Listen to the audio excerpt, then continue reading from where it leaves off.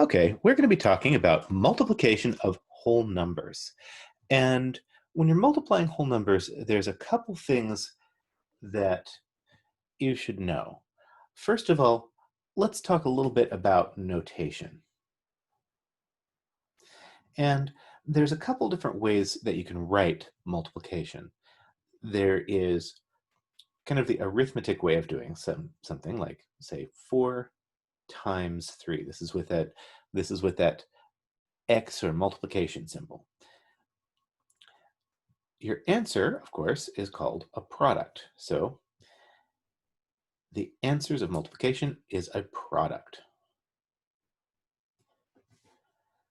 Now, this is what we tend to do in arithmetic. There's other ways of writing it, though. We typically tend to write things with a raised dot or using a set of parentheses.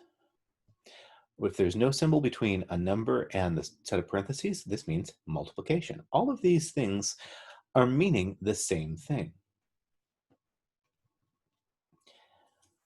Another thing that you should note is when you're multiplying, let's talk about powers of 10.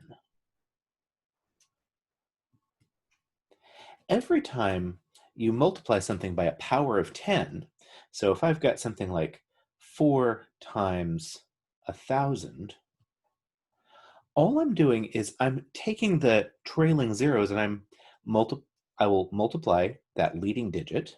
So we multiply the leading digit, or digits. In this case, 4 times 1 is 4. And then we add the total of the zeros.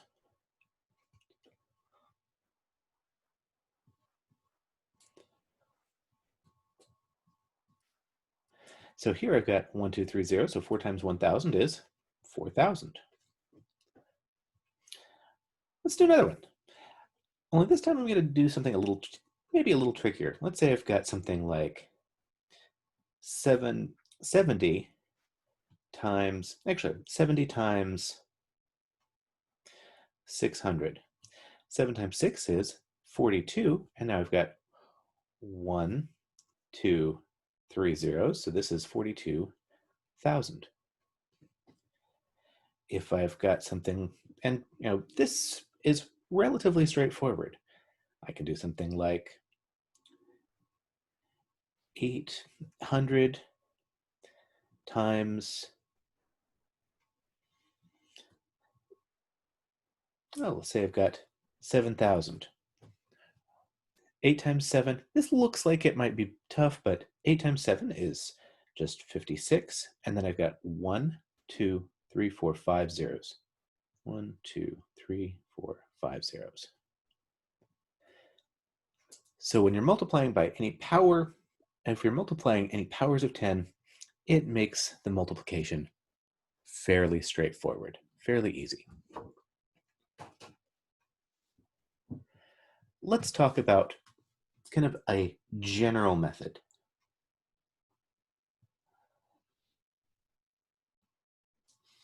And our general method for multiplying, you're going to arrange things vertically. So I can have something like 496, and I'm going to multiply this by 72. So arrange things vertically. We're going to multiply each digit in the top number, and we're going to be doing this from right to left, by each digit in the bottom number. Again, we're going right to left.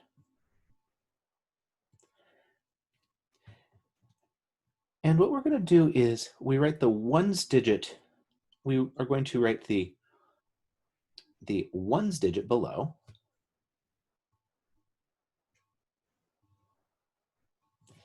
And we write and we're going to add the tens digit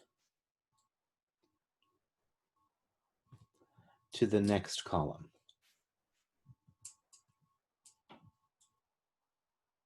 So here I've got 2 times 6. I'll go ahead and I'm going to have some notations down here just to make sure it's clear what I'm doing. So 2 times 6 is 12. So I write the ones digit down below, and the tens digit I'm going to carry to the next column. Next I do 2 times 9. So 2 times 9 is 18. And then I'm going to add that one that I carried. So adding 1, so that's 19. So I put the 9, that's the ones digit, up down here, and I'm going to carry to the next column. 2 times 4 is 8, plus that 1 is 9. Now, the next thing, once I do this, we need to make sure that we are offset our powers of 10.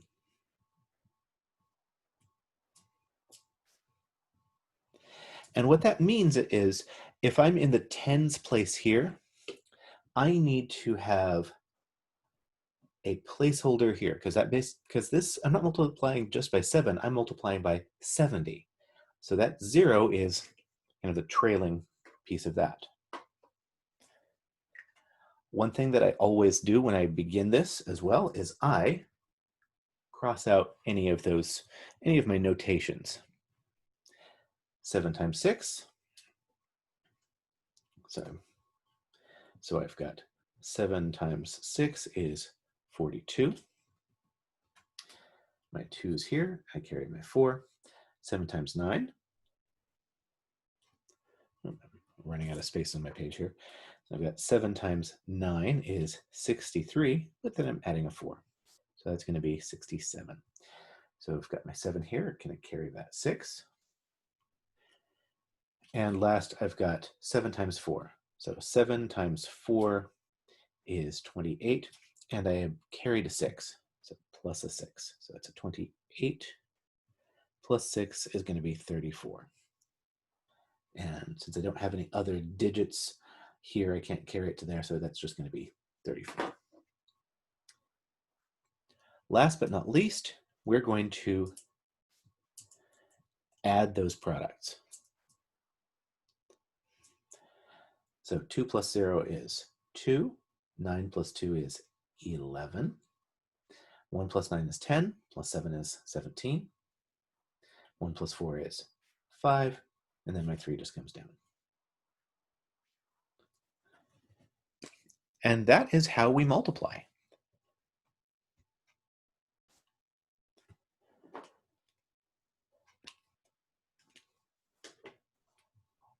Another thing that we should also talk about is we should also discuss some properties of multiplication.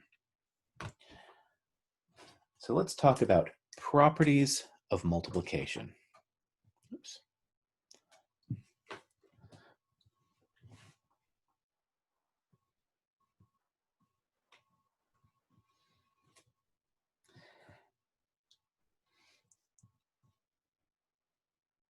And there's a couple things that you should know. The first one is it is commutative. That's an A. The commutative property says that order can be changed.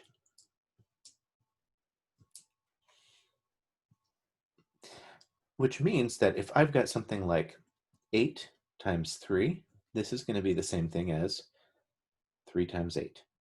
Doesn't matter which direction I multiply. 3 times 8 is going to be the same thing as 8 times 3.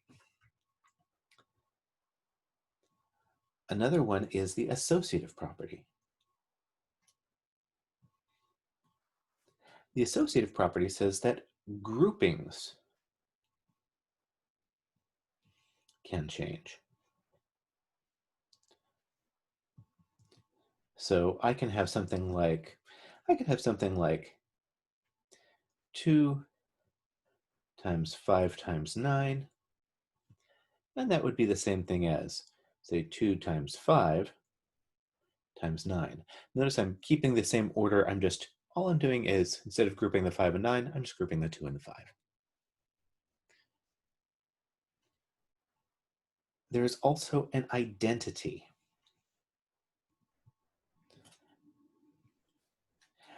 Which is to say that multiplying by 1 does not change the value.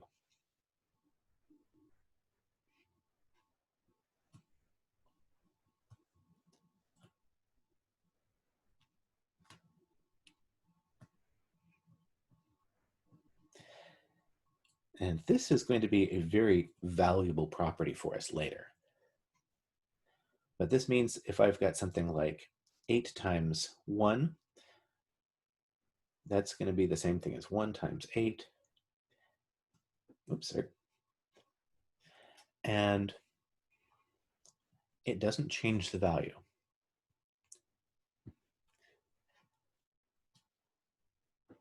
Home stretch here, we've got 2 more properties. We've also got the 0 property. 0 has some special properties for us, and that basically says that any number times 0 is 0.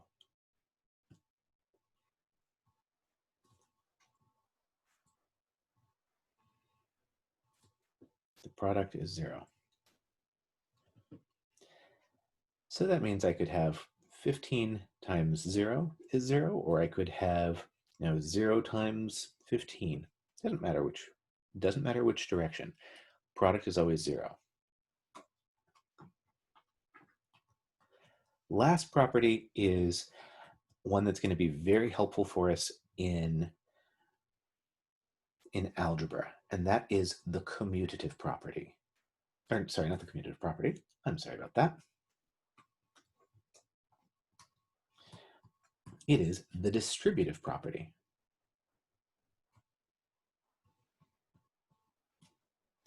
That says that multiplication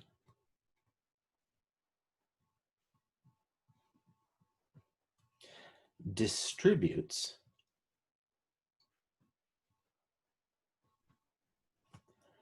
across added terms in parentheses. Oops. So multiplication distributes across added terms in parentheses.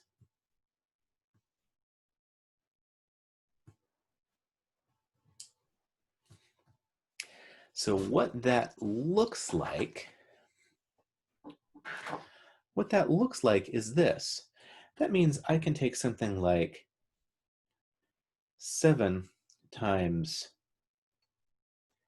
say, 20 plus 6. And that's going to be the same thing as, I distribute this, 7 times 20 plus 7 times 6. And from there, we could actually simplify this further. That would be 7 times 20 would be 140. 7 times 6 would be 42. And then I could add those two things. But these are broadly the properties that you need to know about, as well as our general method.